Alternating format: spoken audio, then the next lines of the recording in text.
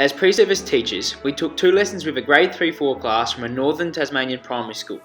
Our lessons included the activities of bucket toss, rob the nest and rob the bucket.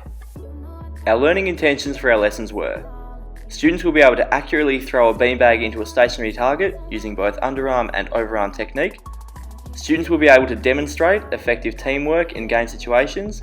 Students are able to quickly adapt to modifications of set games. These learning intentions are based on our success criteria derived from the Victorian Fundamental Motor Skills Manual for classroom teachers. Bucket toss. In pairs, students will take in turns throwing a beanbag into a bucket. After all beanbags have been thrown, the pair will retrieve any beanbags that missed and again try to get these in the bucket. Variations of this game included using both the underarm and overarm techniques, throwing with their preferred and non-preferred hands, and increasing or decreasing distance from the bucket.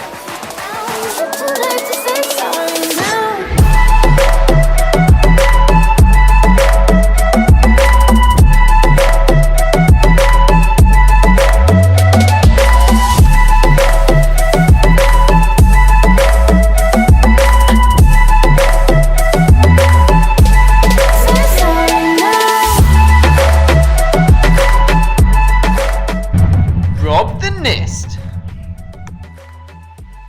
There are 4 teams and each one has a hoop which is their nest. Taking in turns, one student from each team runs to the middle to retrieve a beanbag which they take back to their nest. After all the beanbags have been retrieved from the middle, students can begin robbing other nests.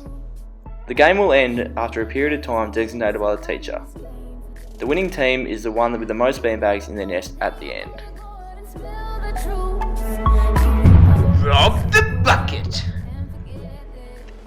Rob the bucket has the same base structure as rob the nest with the addition of the skills learnt in bucket toss. Instead of placing the beanbag into the hoop, students will attempt to throw it into a bucket while standing in a hoop. Similar variations to those in bucket toss can be used in rob the bucket, such as distance of bucket and throwing technique.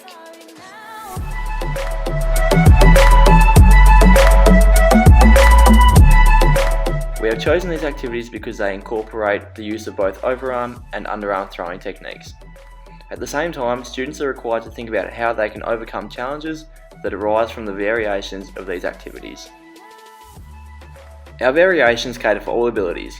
For example, reducing the distance that the beanbag has to be thrown for students who may be struggling initially with accuracy over long distances. Game sense. Our lesson involved a combination of both invasion and target games. It was evident that students were active in their own learning by observing them change their approach to in-game challenges if it was not working originally. Another thing that stood out to us was the emphasis of skill transfer between our games. Students were also encouraged to be active learners through the use of open-ended questions by the teachers. This frequently led to students brainstorming their own modifications and strategies for activities, which in turn resulted in higher levels of student engagement and minimal behavioural issues. The only critique we had for this approach in our lessons was the unknown ability of students and knowing if they were ready for game situation activities rather than learning the skill first. We decided to use the teaching as inquiring model as a guide when reflecting on our first lesson and considering changes for our next. For the second lesson, we decided to rearrange the order of our activities. We felt that this increased the overall flow of our lesson, helped emphasise the skill transfer between our games, and students spent more time on task. This meant there was less setting up of equipment between our different activities, and the progressions made more sense to the students involved. Going forward as pre-service teachers, we feel that being organised and having backup plans is crucial for success in all schooling environments. There is no such thing as over-planning. Variations for all activities are encouraged as this helps cater for challenging all levels of ability. Through this experience, it was made evident that reflection is vital in improving overall lesson and future teaching quality. For our first teaching experience, it was beneficial to have a smaller class where we could provide individual feedback more often.